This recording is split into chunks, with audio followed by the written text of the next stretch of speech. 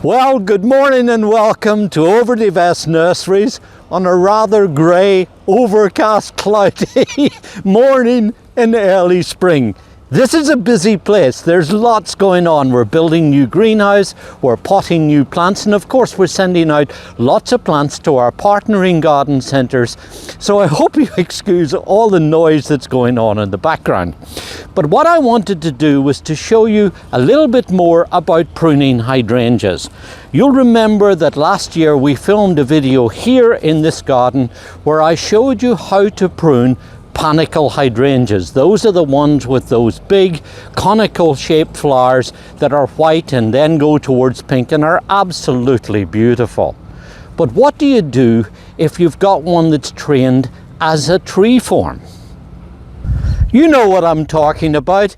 It's exactly the same as the ones that we pruned last year, and incidentally, if you haven't seen that video, you can catch it here on this channel. It's called How to or Should You Prune Hydrangeas. That'll give you the scoop on how to do all of these bush types.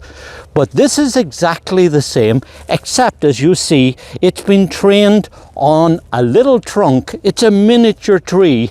And instead of having it growing out from the base, this is growing in a tree form, producing its branches and carrying all its flowers. So if you want to see how you can prune this type, here's how to do it. Now what you're going to need is a good, sharp, comfortable pair of pruners. And then, if you remember, the first thing I like to do is to go in and remove any of the old wood, old snags that might be there from last year or indeed even a couple of years ago. Get rid of all of that dead stuff because it's dead anyway and it's not doing any good. Now, if you were to see any dead or damaged or diseased wood, you would take that out also. But the thing with these types of hydrangeas are that they're really good disease-resistant growers. So really disease, fortunately, is not an issue with them. As you see, these are old snags that are left over from previous years. They're dead anyway, so you might as well take them off and start off nice and clean. Then the objective is to try and achieve a nice open structure in your plant so that there's plenty of airflow and room for the shoots to grow. And so the next thing I do is to go in and take out all of these little skinny weak shoots that are here in the middle of the plant. They're really not doing any good. As you see, these really don't flower, so you might as well get in there and take all of those out and really clean up the center of the plant too by getting rid of all of these little weak skinny shoots. Then the next thing to do is again to look at the structure of the plant. And I want you to look here. You see where these two branches are rubbing against each other. And then look down over here and you'll see that there's another two rubbing against each other down there and down here as well. Look at this. So they're crisscrossing back and forward, and this is obviously not good because that's a point where perhaps disease could enter, and besides it's getting too congested, so that needs thinning out. So obviously we need to address that. So let's get rid of all of those shoots that are growing in towards the center of the plant and crossing each other, and that will help to resolve that issue too. So still looking at the structure of the plant, because as you see, we're looking to make a nice, balanced, well-shaped head that's going to show off all of the flowers. Take a look down here and you'll see how this branch is kind of growing down and this one's growing out in this direction. Well, obviously that's not contributing to the tree shape, so that's why I'm going to take that one off down there. And this one here that's kind of growing off out to the side, I'm going to take that back quite hard to about there. So now that we've taken out dead, damaged, diseased wood, all the little weak twiggy growth from the center of the plant, we've taken out any that are not contributing to the overall tree shape. It's time to then look at how we're going to prune this plant. Now, the important thing to remember is that this particular type of hydrangea flowers on the current year's growth. In other words, these flower shoots that are on here all grew out this past year, and they were the ones that carried the flowers on them. Now, it's important just to give you a little bit of history about this plant. This is now planted in this position 2 years going into its 3rd year. Last year when we pruned it fairly moderately. The idea was that the plant had just been put in, it was still establishing a root system, it was getting going, so we didn't really want to hit it too hard.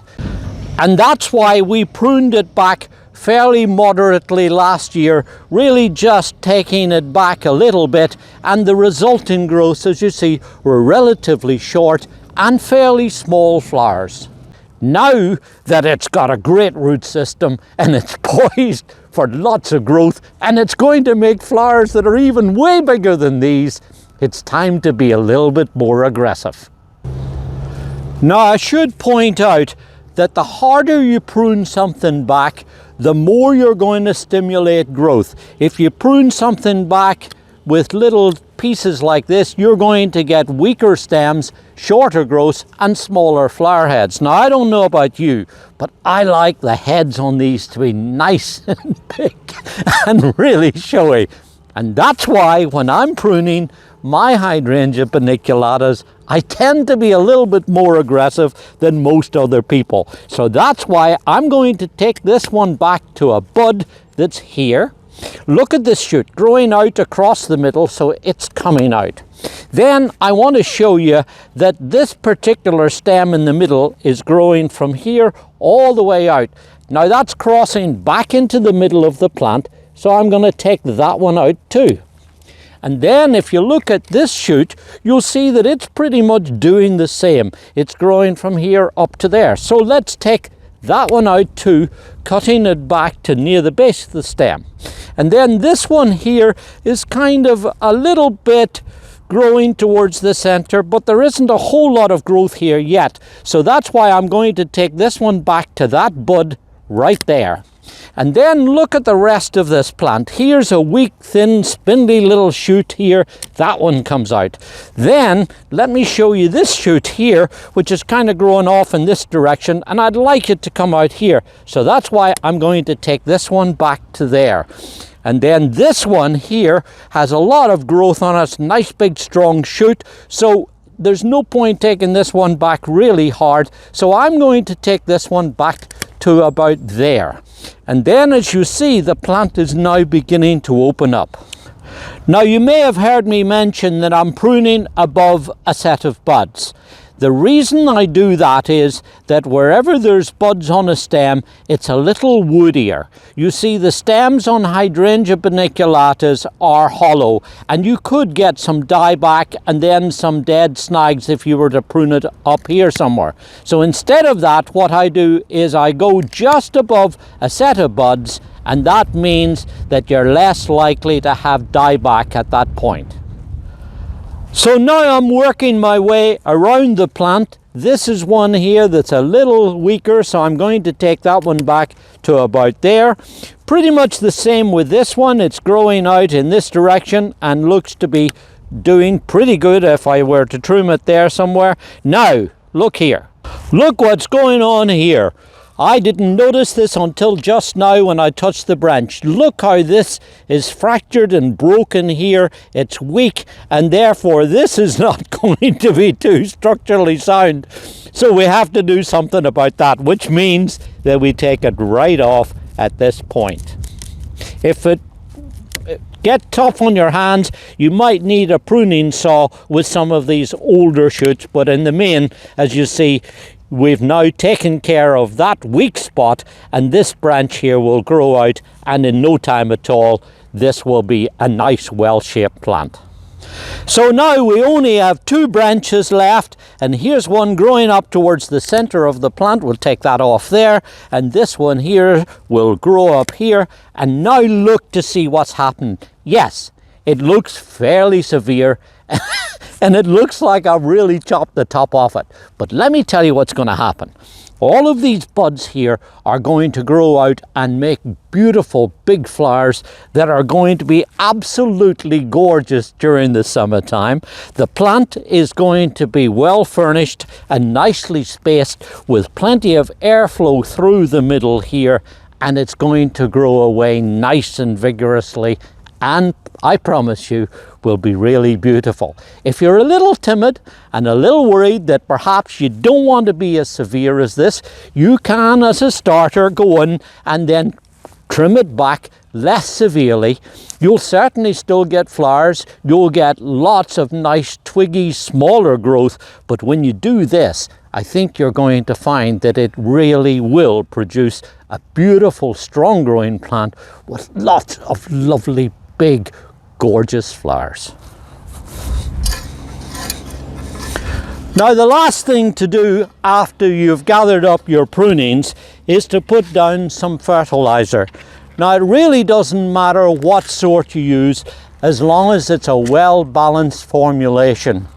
If you're in doubt, talk to the folk at your local garden centre. They'll be able to guide you as to what they believe to be the best brand or type for your area. Here I like to use a slow release fertilizer because this is formulated so that it works throughout the whole of the growing season, and I only have to do it once. And here the instructions tells me to put down about 3 or 4 teaspoonfuls per plant. So just sprinkle that around the perimeter of the plant and then just lightly work it in with a rake, and then that's all there is to it. Just leave the rest up to Mother Nature and the growing season. This is David Wilson. Enjoy your gardening. It's good for us and it's very good for our environment too.